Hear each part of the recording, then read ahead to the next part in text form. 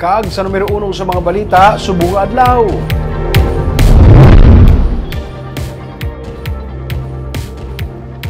Bagong 69 megawatt peak solar power plant ang ginatukod sa karon sa barangay E. Lopez sa Silay City. Kainasang agagid patigayon ang groundbreaking para sa Phase 2 kun ang expansion sang Phase 1 sang solar power plant sang City Core Renewable Energy Corporation. Sunod sa kay Oliver Tan, ang presidente sa kag Chief Executive Officer sini. Ang proyekto nga isa ka solar PV plus battery ang pinakauna sa Negros.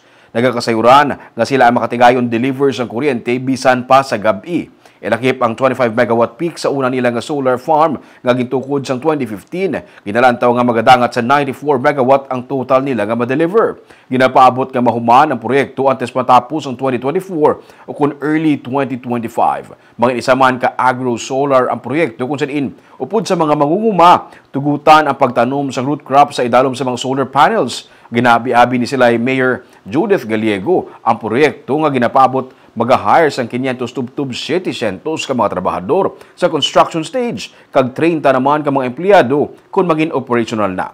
70 hectares ang ginlease sang City Core para sa Phase 2 sang ilang nga proyekto. Samtang ginalantaw man nga mahimo pag-supply sang solar energy sang City Core sa Silay City Hall. Suno kay Gallego, ang combined energy gikan sa Seneco kag City Core ang proposal pa lamang. Hindi lang pang umaga, pwede rin kami mag-deliver ng kuryente paggabi.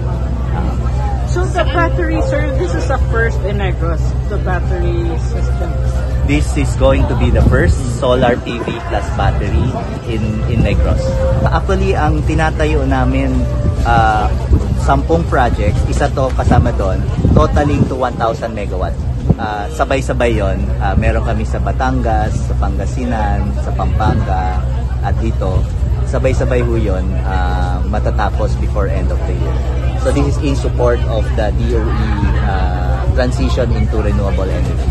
Siyempre, dako niya nga sa tax namon no ang ining City Core nga project kung solar farm no kay tibangod nga sila ko ining masulod nga income sa syudad sa sila. Tanan nga mga liborero nila pwede rin na sila makuha sa LGU sa sila.